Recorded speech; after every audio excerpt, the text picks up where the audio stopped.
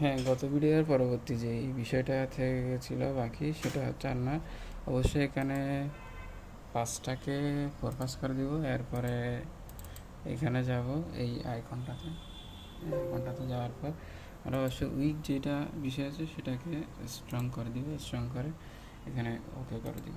ওকে করে দেওয়ার পর এটা রেডি হয়ে গেছে। স্কেলটাও আমরা নিয়ে নিলাম, এখানে স্কেলটা নিয়ে নিলাম কত সেটা দেখা যাচ্ছে 4 5 এই সবগুলোই ঠিক থাকবে। তারপরে অবশ্যই প্রিন্টে চলে যাবো।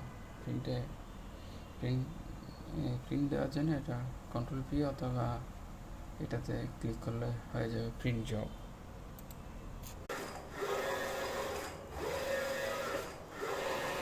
স্নেহা মেকওভার যে ফ্লেক্সটা ছিল ওটা এখন প্রিন্ট হচ্ছে। মেইনটপ সেটিংয়ের পর প্রিন্ট ম্যানেজারে গিয়ে যেটা বাকি ছিল সেটা করার পর এখন প্রিন্টার রেডি হচ্ছে। এটা হচ্ছে ফ্লেক্স প্রিন্ট,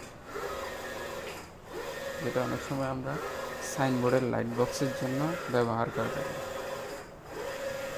এটার সাইজ ছিল অবশ্যই 2x এরকম।